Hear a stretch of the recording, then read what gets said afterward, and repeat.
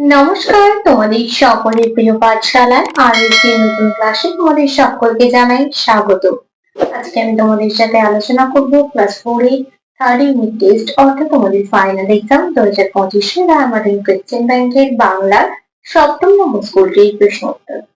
আমি আজকে ক্লাসটি শুরু করার আগে বলতে চাই আমার সকল সাবস্ক্রাইবারদের এবং আমার সকল ভিউয়ারদের অসংখ্য ধন্যবাদ জানাই। এবং যারা এই প্রথম আমার চ্যানেলটাকে ভিজিট করছো তারা অবশ্যই আমার চ্যানেলটাকে সাবস্ক্রাইব করে পাশে থাকা বেল আইকনে প্রেস করে অল নোটিফিকেশন অন করে দিও, যাতে সকল ভিডিও আপলোড করার সাথে সাথেই তোমাদের কাছে তার নোটিফিকেশন পৌঁছে যায়। আমি আজকে ক্লাসটি শুরু করে দিচ্ছি, সকলে মন দিয়ে দেখে নাও। সপ্তম স্কুলটির নাম হলো বাঁকুড়া জেলা স্কুল। একের প্রশ্নটি বলেছে সঠিক উত্তরটি বেছে নিয়ে লেখো। কয়েকটা আছে জ্যোতির মায়ের নাম জ্যোতি পিসি, হরিমতি, শরৎ দেবী না শরৎ শশী? জ্যোতির মায়ের নাম শরৎ শশী। কথায় না বড় হয়ে তেজে সাহসে কাজে না নামে বড় হবে? কথায় না বড় হয়ে কাজই বড় হবে। একটি জিনিসের জ্যোতি খুব যত্ন করত, সেটি হচ্ছে তার ঘড়ি, জুতো, পেন্সিল না ঘুড়ি?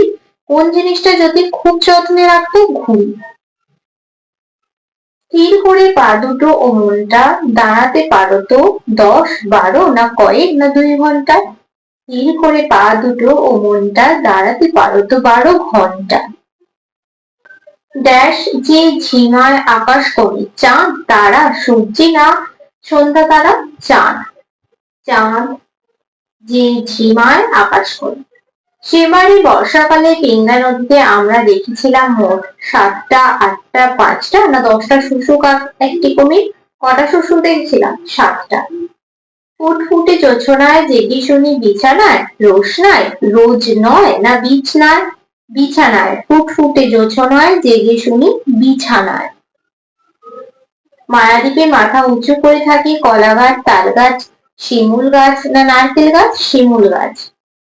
যতীনের চটি লাগে প্রতি মাসে 1 পাটি, প্রতি বছর 2 জোড়া, প্রতি মাসে 1 জোড়া না প্রতি বছর 1 জোড়া? প্রতি মাসে 1 জোড়া। 1893 সালে ঘটল একটা ঘটনা। যতীর বয়স তখন 10, 12, 11 না 14? 14। 2 প্রশ্নতে বলেছে নিচের প্রশ্নগুলির পূর্ণ বাক্যে উত্তর দাও। কয়েক প্রশ্নটি হচ্ছে লাগাম ছাড়াই টাট্টু ঘোড়ার পিঠে চেপে 9 বছরের জ্যোতি গ্রামের কাদা মাঠ পার হয়ে কোন দুর্গের স্বপ্নে বিভোর হয়ে যায়? লাগাম ছাড়াই টাট্টু ঘোড়ার পিঠে চেপে 9 বছরের জ্যোতি গ্রামের কাদা মাঠ পার হয়ে যায়, সাতারার দুর্গের স্বপ্নে বিভোর হয়ে যায়। যতীন কখন রান্নাঘরে গিয়ে উৎপাত করত? যতীন যখন ঘুড়ি ছিঁড়ে যেত তখন যতীন রান্নাঘরে গিয়ে উৎপাত করত। তাহলে এখানটাতে লিখে দেব ঘুড়ি ছিঁড়ে গেলে। ঘুড়ি ছিঁড়ে গেলে যতীন রান্নাঘরে গিয়ে উৎপাত করত। গয়ের প্রশ্নটি আছে নাদের আলীর চেহারার কিরূপ বিবরণ মায়াদ্বীপ গল্পে আছে? নাদের আলীর চেহারা ছিল গালে কাঁচা পাকা দাড়ি, মাথায় ঝাঁকড়া ঝাঁকড়া চুল, ঠোঁটে হাসি লেগেই থাকত। বাংলার একজন বিখ্যাত কুস্তিগীরের নাম লেখো। বাংলার একজন বিখ্যাত কুস্তিগীরের নাম হলো জাদুমাল ওস্তাদ।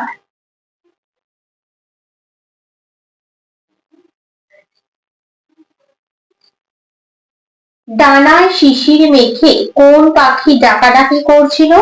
ডানায় শিশির মেখে শ্যামা পাখি ডাকাডাকি করছিল। শ্যামা পাখি। পরবর্তী পৃষ্ঠায় কি কি প্রশ্ন দেওয়া আছে দেখে নেওয়া যাক। 3 প্রশ্নটি বলেছে যে কোনো 3টি প্রশ্নের উত্তর নিজের ভাষায় লেখো। পরের প্রশ্নটি আছে ঘুম ভাঙানি কবিতায় বর্ণিত বনভূমি নিঝুম কেন? ঘুম ভাঙানি কবিতায় বর্ণিত বনভূমি নিঝুম কারণ গভীর রাতে যে যার মতো সকলেই ঘুমিয়ে পড়েছে, তাই বনভূমি নিঝুম রয়েছে। প্রত্যেক বাড়িতে থাকতো নিজস্ব নৌকা, এমন বন্দোবস্তের কারণ কি ছিল? প্রত্যেক বাড়িতে থাকতো নিজস্ব নৌকা। গল্পে কথকের মামা বাড়ি রাস্তাঘাট প্রায় সারা বছর জলের তলায় ডুবে থাকতো, ফলে নৌকা ছাড়া যাতায়াতের উপায় ছিল না। সেই কারণে প্রত্যেকের বাড়িতে নিজস্ব নৌকা থাকতো। গয়ের প্রশ্নটি আছে ভাত খাওয়ার প্রসঙ্গে কবি পাথর চিবানোর অভ্যেস আছে কিনা তা জানতে চেয়েছেন কেন? ভাত খাওয়ার প্রসঙ্গে কবি পাথর চিবানোর অভ্যাস আছে কিনা জানতে চেয়েছেন কারণ জিনিসপত্রের ভেজাল দেওয়ার কারণে চালের সঙ্গে অনেক সময় কাঁকড় মেশানো থাকে, তাই পাথর চিবানোর অভ্যেস থাকলে ভাত খাওয়া যাবে। ঘরের প্রশ্নটি আছে চোরটি যতীনকে মুচিদের কাছে নিয়ে গিয়েছিল কেন? চোরটি যতীনকে মুচিদের কাছে নিয়ে গিয়েছিল কারণ মুচিদের বক্তব্য অনুযায়ী চটিদেরও প্রাণ আছে, ছিঁড়ে গেলে তাদেরও ব্যথা লাগে, সিঁড়ি দিয়ে দোদ্দার ওঠানামা করলে ছেঁড়া চটিও যন্ত্রণায় কাতর হয়ে পড়ে, এই কারণেই চটি জোড়া যতীনকে মুচিদের কাছে নিয়ে গিয়েছিল। ওয়ার প্রশ্নটি হচ্ছে কথায় না বড় হয়ে কাজে বড় হবে বলতে কবি কি বোঝাতে চেয়েছেন? কথায় না বড় হয়ে কাজে বড় হবে আলোচ্য পংক্তিটির মাধ্যমে কবি বোঝাতে চেয়েছেন যে দেশের ছেলেরা যেন শুধু কথাবার্তার মাধ্যমে নিজেদের জাহির না করে কাজের মাধ্যমে নিজেদের প্রতিভা বিকশিত করে। কথার ফুলঝুরি ছুটিয়ে নিজেকে প্রতিভাধর বা ক্ষমতাবান বলার কোনো কৃতিত্ব নেই, মানুষের কাজই তার প্রকৃত পরিচয়। চারের প্রশ্নটি আছে উপযুক্ত স্থানে জ্যোতির চিহ্ন বসাও। রাবেয়া, রত্না, শুভ্র, কৌশিক আর প্রবাল দার্জিলিং এ যাবে, এখানে কোন জ্যোতির্চিহ্ন কোথায় বসবে? দেখো রাবেয়া কমা বসবে, রত্না কমা, শুভ্র কমা, কৌশিক আর প্রবাল দার্জিলিং এ যাবে, ফুল স্টপ মানে দাঁড়িয়ে। তাহলে রাবেয়া কমা, রত্না কমা, শুভ্র কমা দিয়ে কৌশিক আর প্রবাল দার্জিলিং এ যাবে, ফুল স্টপ। তারপরে বলেছে সহজ পাঠ আর বর্ণ পরিচয় শিশুদের অবশ্যই পড়া উচিত। সহজ পাঠ আর বর্ণ পরিচয় দেখো দুটোতেই কিন্তু কোটেশন দেওয়া আছে, সিঙ্গেল কোটেশন। শিশুদের অবশ্যই পড়া উচিত, পরিচয়ের পর বর্ণ পরিচয়ের পর কমা হবে, শিশুদের অবশ্যই পড়া উচিত এর পর ফুল স্টপ। পাঁচেরটা বলেছে প্রতিশব্দ লিখো দুটি করে, মানে সমার্থক শব্দ। পৃথিবী, এখানে লিখে দিচ্ছি পৃথিবী, হয়ে যাবে বিশ্ব, আর লিখবো ভুবন বা বসুধা। আর বলেছে বাগান, কি হবে উদ্যান, আর হবে কানন। ছয়েরটা আছে কর্তা কর্ম ও ক্রিয়া নির্ণয় করো। কয়েরটা আছে মামা একটা ট্রাক্টর ঘোড়া কিনে দিলেন, আর খয়েরটা আছে আমাদের দেশে হবে সেই ছেলে কবে। দেখো মামা হবে কর্তা, একটা ট্রাক্টর ঘোড়া হবে কর্ম, কিনে দিলেন হবে ক্রিয়া। আমাদের হবে কর্তা, হবে হবে ক্রিয়া, আর সেই ছেলে হবে কর্ম। সাতের প্রশ্নটি আছে গদ্য রূপে লেখো। সবারই রয়েছে কাজ এই বিশ্ব মাঝার, আর কয়েকটা আছে মানুষ হইতে হবে মানুষ যখন। দেখো লিখেছি এই বিশ্বের মধ্যে সবারই কাজ রয়েছে, আমরা ব্র্যাকেটের মধ্যে যখন মানুষ, ব্র্যাকেটের মধ্যে তখন মানুষ হতে হবে। তারপরে ৮ প্রশ্নটি আছে বর্ণ বিশ্লেষণ করো। বিশ্ব মাঝার আর সমস্ত। বিশ্ব মাঝার দেখো বয় হর্ষই আছে, তাহলে ব যোগ হর্ষই, তালবস্যয় বয়ে তালবস্যয় যোগ ব, হসন্ত বলে দিতে ভুলবে না। ময়া আঁকা দেখো তালবস্যয় বয়ে, তাহলে তালবস্য যোগ ব যোগ অ, ময়া আঁকা ম যোগ আ, হাতলে যায় আঁকা হাতলে যায় যোগ আ র। সমস্ত দন্ত স যোগ অ, ম যোগ অ, তারপর আছে দন্ত সয় তয়, দন্ত স যোগ ত যোগ অ। ৯টা বলেছে বিপরীত শব্দ লেখো। দুর্বল আর আধা আধি। দুর্বলের বিপরীত শব্দ হয়ে যাবে সবল, আধা আধির বিপরীত হয়ে যাবে পরিপূর্ণ।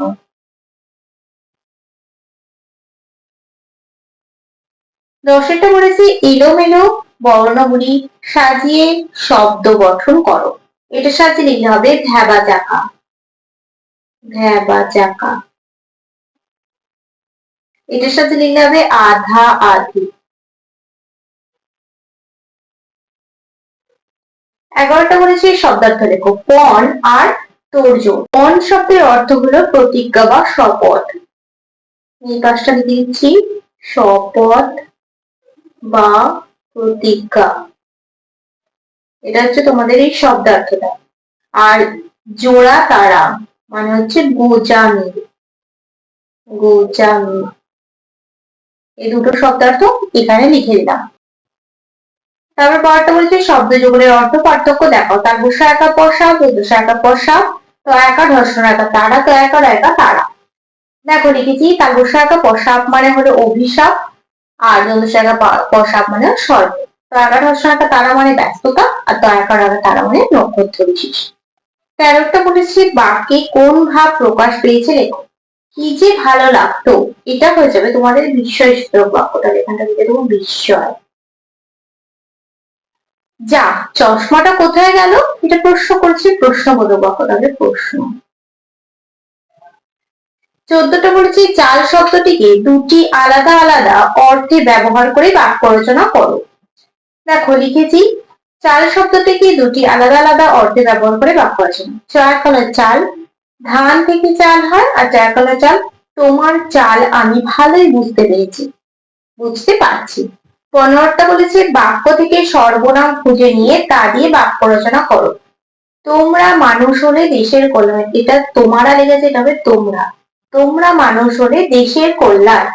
এখানের মধ্যে দেখো সর্বনাম খুঁজে লিখতে বাক্য রচনা করতে বলেছে, তোমরাটা হবে সর্বনাম। তোমরা সাবধানে রাস্তায় চলাফেরা করবে। 16 প্রশ্ন দিয়েছে যে কোনো একটি বিষয়ে নাতি দীর্ঘ অনুচ্ছেদ রচনা করো। দুর্গাপূজা আমাদের বিদ্যালয় আমার প্রিয় খেলা।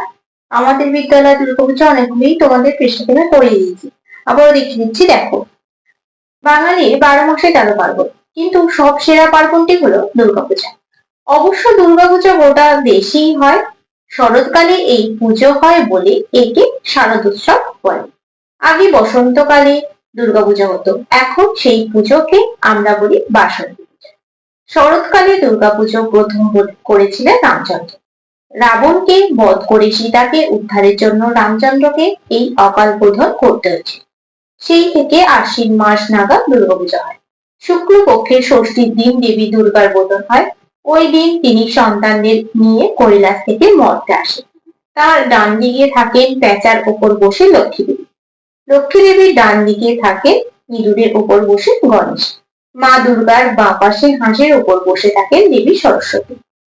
দেবী সরস্বতীর বাঁ পাশে ময়ূরের উপর বসে থাকেন কার্তিক। দুর্গা ঠাকুরের পায়ের নিচে ত্রিশূল বিদ্ধ মহিষাসুর। মা দুর্গার বাহন সিংহ এবং তার 10 হাতে থাকে 10 রকমের অস্ত্র। এই সমস্ত প্রতিমা তৈরি হয় মাটি, খড়, রং দিয়ে। ষষ্ঠীতে বোধন হওয়ার পর সপ্তমী, অষ্টমী ও নবমীতে মা দুর্গার পুজো হয়। তারপর দশমীর দিন হয় মূর্তিগুলির বিসর্জন। এই বিসর্জনের মধ্য দিয়ে দেবী দুর্গা আবার সন্তানদের নিয়ে ফিরে যান কৈলাসে। বিসর্জনের পর চলে বিজয়া, শুভেচ্ছা বিনিময়, মিষ্টি বিতরণ, কোলাকুলি এইসব। দুর্গাপুজো উপলক্ষে ছোটদের মধ্যে সাড়া পড়ে যায়। কার কটা জামা হলো, কে কটা ঠাকুর দেখলো, কোন প্যান্ডেল কার বেশি ভালো লেগেছে, কে কি খেলো, এই সব নিয়ে বন্ধুদের সঙ্গে চলে আলোচনা। অনেকে আবার পুজোর সময় বাবা মায়ের সঙ্গে আত্মীয় স্বজনের বাড়ি কিংবা অন্য কোথাও বেড়াতে চলে যায়। তবে ঠাকুরের বিসর্জনের পর বড়দের মতো ছোটদেরও চোখ জলে ভরে যায়। সবাই একযোগে মা দুর্গার কাছে প্রার্থনা জানায় যে তিনি যেন সামনের বছর আবার আসেন।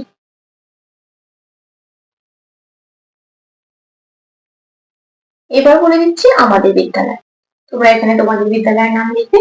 আমাদের বিদ্যালয়ের নাম মহামায়া বিদ্যা মন্দির। আমাদের বিদ্যালয়টি আমার খুব প্রিয়। আমি প্রতিদিন সেখানে পড়াশোনা করতে যাই। বিদ্যালয়ে আমি পাই বন্ধুদের ভালোবাসা ও শিক্ষক মহাশয়দের স্নেহ। আমাদের বিদ্যালয়টি বেশ বড়, প্রায় 3 বিঘা জমির উপর বিদ্যালয়টি স্থাপিত। ভেতরে সুন্দর বাগান, স্কুলের চারধারে বিরাট উঁচু প্রাচীর। প্রাচীরের ধারে বড় বড় কৃষ্ণচূড়া ফুলের গাছ। বসন্তকালে তাতে যখন ফুল ফোটে তখন বেশ সুন্দর লাগে। শিক্ষক শিক্ষিকাদের সঙ্গে ছাত্রছাত্রীদের সম্পর্ক বেশ মধুর। প্রত্যেকে খুব যত্ন নিয়ে পড়ান। খেলাধুলার জন্য স্কুলের মাঠ আছে, আমরা সেখানে টিফিনের সময় খেলা করি।